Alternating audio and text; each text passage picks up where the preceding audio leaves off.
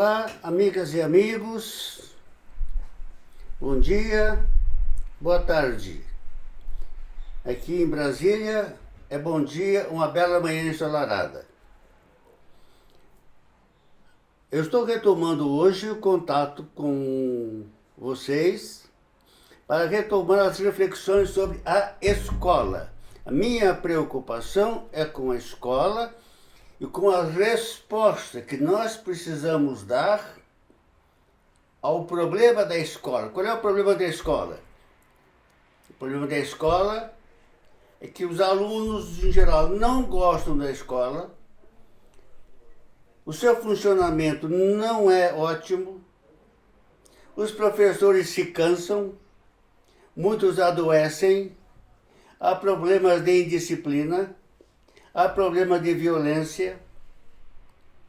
Não é a regra, mas isso é muito frequente.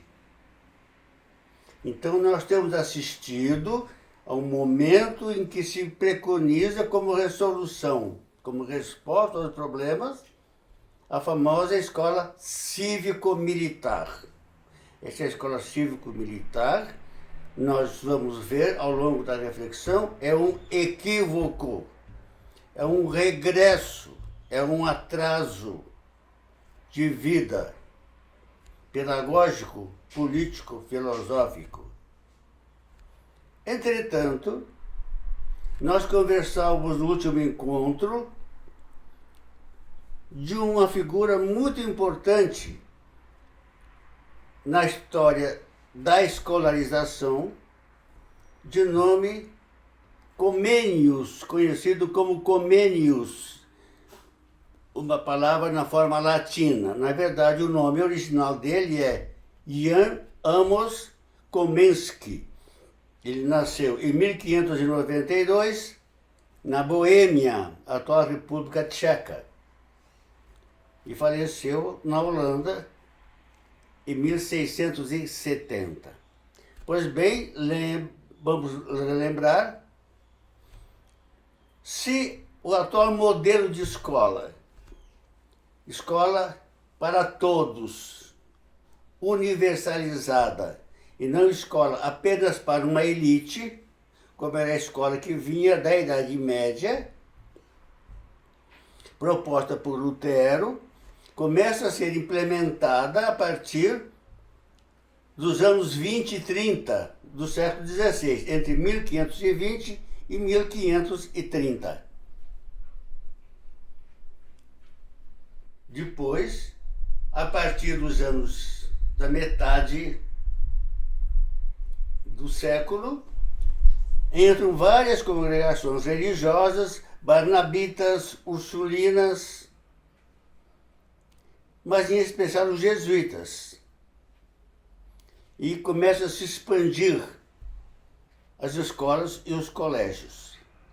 Pois bem, um século depois, entre 1620 e 1630, um jovem pastor religioso chamado Comênius se dá conta de que as escolas estão com dificuldade de funcionamento. Os professores se cansam demais, os alunos fazem barulho demais, se gasta muito tempo e se aprende muito pouco. E então, Comênius faz uma crítica. Olha, as coisas estão funcionando assim, dessa maneira imprópria, porque está cada professor no seu canto procurando descobrir uma maneira. Assim não dá. Nós não vamos chegar a lugar nenhum. Eu, pensei um método agora infalível, perfeito, adequado, que vai permitir que os professores se cansem menos, os alunos aprendam mais e a escola funcione como uma maravilha, como um lugar de prazer, né? De alegria. Uma coisa, vamos mudar a face da escola. Isso vai dar certo. Por quê?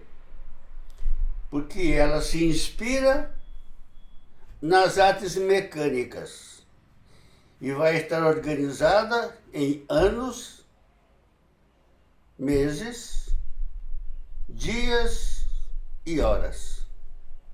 Isso aparece logo na introdução, na abertura solene da sua obra célebre, A Didática Magna. E ele passa então a desenvolver o trabalho, um longo tratado.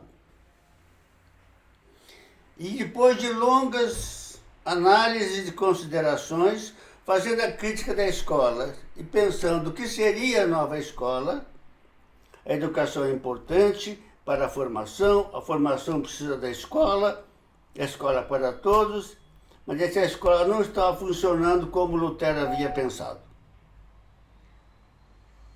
Então ele repensa todos os princípios, como a escola devia ser organizada, que princípios deveriam ser observados, a partir desses princípios, que métodos deveriam ser usados para o ensino das ciências, das línguas, das artes, dos costumes e da piedade, como o sistema deveria ser organizado, os diferentes níveis, qual o programa de estudo,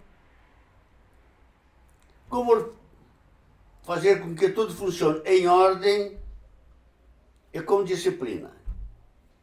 E aí ele chega no famoso capítulo 32, que para mim é o mais importante, que a gente precisa deixar muito claro. Por quê? Porque quando a gente estuda administração escolar, a gente começa os cursos erroneamente, começam a partir dos teóricos da administração do século XX.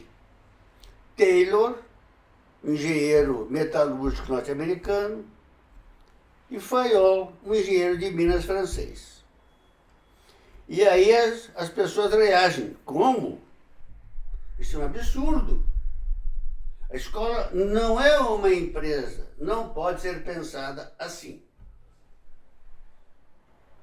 Eles têm razão, e eu também pensei assim. Agora, revendo na história e indo às fontes dos autores, nós verificamos que essa concepção mecanicista, racionalista da escola é a solução equivocada que o grande Comênios ofereceu. Então vamos lá. Depois de 31 capítulos dando a justificativa teórica da proposta, articulando fé, razão, ciência e teologia, Comênios apresenta sua proposta de organização da atividade central da escola. De sua função primeira, ela precisava transformar o método, que é a questão que se coloca desde o começo. A escola não foi uma invenção das crianças e dos adolescentes. Queremos escola. Crianças e adolescentes preferem brincar, organizar seus times de futebol, seus campeonatos. Quem decidiu pela escola, como uma necessidade, para difundir, levar as crianças a se apropriarem dos saberes, foram os adultos. E que vão tornando a escola obrigatória. Bom, aí entra a questão do método. Como fazer com que as crianças aceitem a escola, os adolescentes gostem da escola, fiquem na escola e aprendam. Então, esse é o problema de hoje, que foi colocado, previsto em 1530, para o qual Comênios deu a resposta, elaborou a sua resposta em 1630, e que nós estamos discutindo em 2025. Bom, Olha o que disse Comênios. Desejamos que o método de ensino seja levado a tal grau de perfeição que entre a forma de instrução comum até agora usada e a nova forma que está propondo, haja diferença idêntica a que se observa entre a técnica usada antigamente para transcrever livros à mão, os copistas, e a arte tipográfica depois descoberta e agora em uso. A imprensa tinha sido descoberta uns 200 anos antes, né? Por volta de 1440, 450. Bom, essa nova arte tipográfica era mais difícil, mais cara, mais trabalhosa, mas se mostrou mais apta para realizar seus objetivos de maneira mais rápida, mais segura e mais elegante. Assim aconteceria com o novo método de ensino. Dificuldades iniciais. Entretanto, uma vez adotado o método novo, iria permitir instruir um número muito maior de jovens. Ele chega a falar, em algumas passagens, um professor com 100 alunos, com proveito certo e maior prazer. Essa era a preocupação dele. Estaria superada a falta de método, que ele chamava de a ametodia, que até então predominava.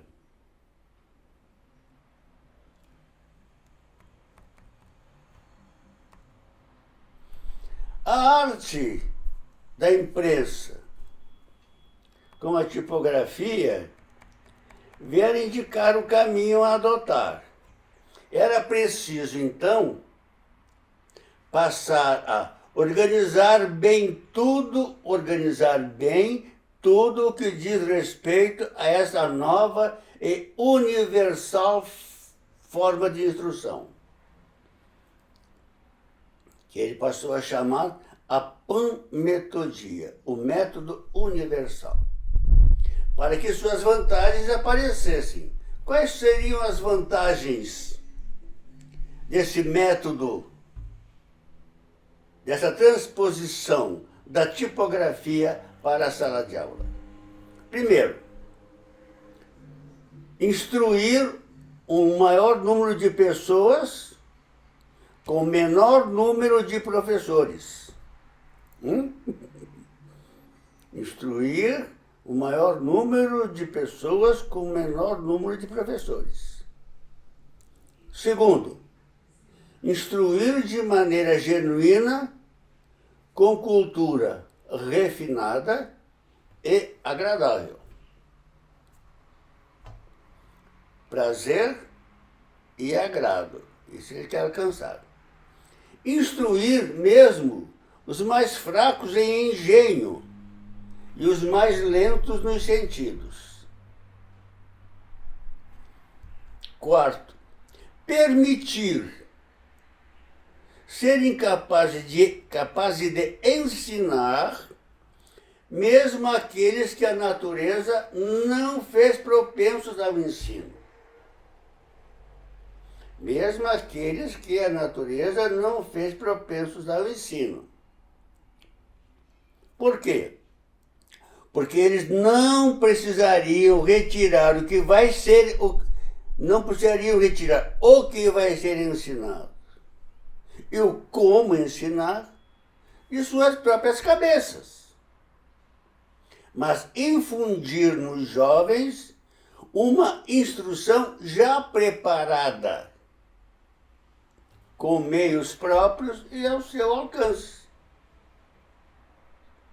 O docente conclui ele, atuaria como um organista, executaria habilmente uma música escrita na partitura, sem precisar compor e sem precisar executá-la de cor. Bom, vocês estão concordando, né? Vocês estão vendo perfeitamente, né, o alcance do delírio, do sonho de Comênios. Convicto dessas maravilhosas conquistas da técnica, Comênios passa a apresentar as semelhanças entre a arte tipográfica e o novo método, tendo descoberto o método perfeito para que fique claro o quê? Fique claro que as ciências podem ser impressas na mente do mesmo modo como são impressas no papel. Vou repetir. As ciências podem ser impressas na mente do mesmo modo como são impressas no papel. A tipografia inspirava assim o que ele passou a chamar de uma didacografia.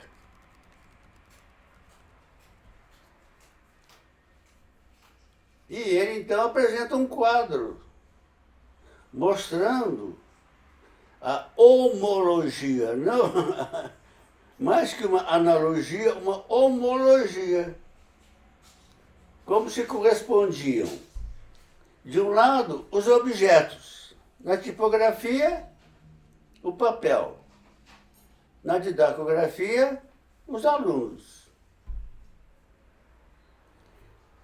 Na tipografia, os caracteres tipográficos.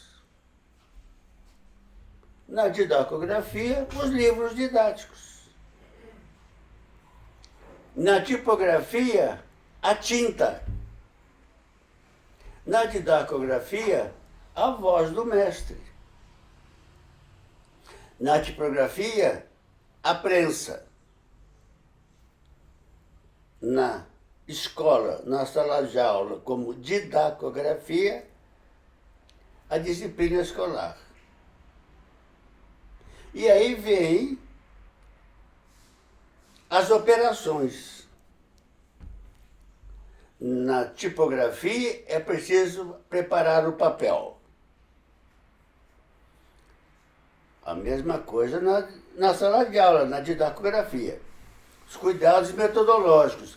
O mesmo professor com os mesmos alunos, nas mesmas regras, no mesmo ritmo, respeitando o rigor no horário e na presença, sem interromper a aula, o mesmo calendário, o mesmo programa, a mesma promoção. Períodos de trabalho e de repouso, intervalos precisos de tempo, tarefas distribuídas por ano, mês, dia e hora, como ele anunciou lá no começo, na abertura solene, na apresentação solene da sua obra. Horário matinal e vespertino,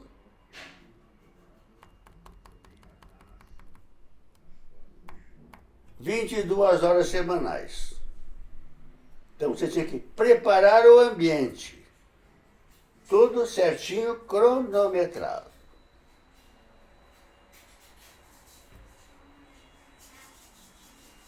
A composição dos caracteres, segundo o protótipo na tipografia, corresponderia à atenção, à estimulação constante da atenção dos alunos. Manter as crianças e a gurizada atenta. O entintamento Na tipografia, corresponderia às ilustrações que o professor oferece aos alunos. Na tipografia, a correção das provas. Na sala de aula, com 100 alunos, repetição pelos alunos imitando o professor. Repetição dos alunos imitando o professor.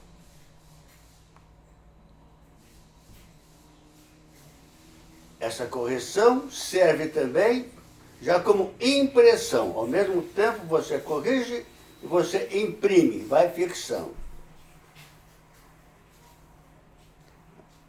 Esse processo é correção, é impressão e é secagem. Uma vez pronto, seco, é a hora da tiragem, a multiplicação. A tiragem é o exame público para verificar, né, se tudo correu adequadamente. Vejam, né, essa leitura nos mostra como foi concebida por Comênios a organização da escola e da sala de aula, o método. O método. Nós observamos aqui uma perfeita e completa reificação dos educandos. Ou seja, Comênios, na sua generosidade, no seu desejo de uma escola prazerosa e agradável e produtiva, transformou professores e educandos e alunos em objetos, em pequenos robôs. Transformou em coisas. Esqueceu completamente toda a dimensão da subjetividade e da afetividade. Ele transformou, concebeu a sala de aula como uma máquina, né, impressora. E esse modelo, tá certo? Na verdade, é o modelo que vai prevalecer. Porque esse modelo corresponde ao imaginário que dominava a Europa Ocidental nesse período. O imaginário marcado pela descoberta das ciências, da astronomia, a física, a matemática,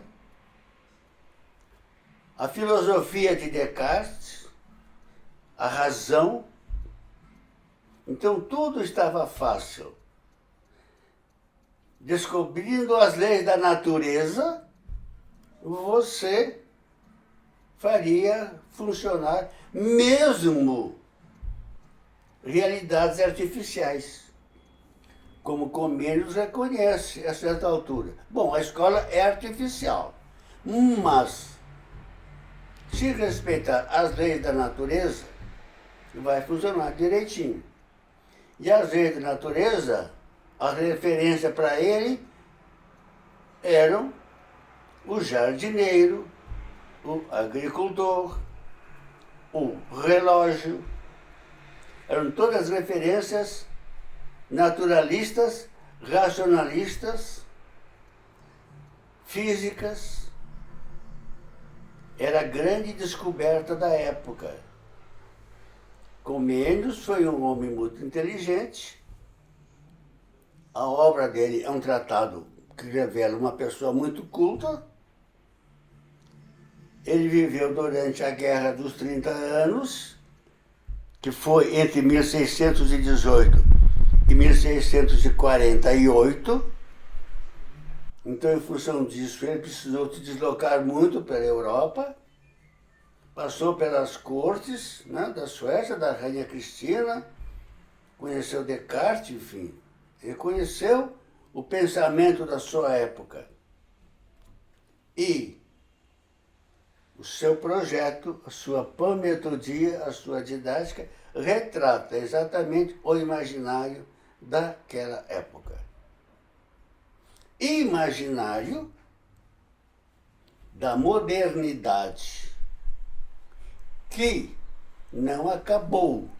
Alguns autores falam hoje em pós-modernidade, outros falam em hipermodernidade.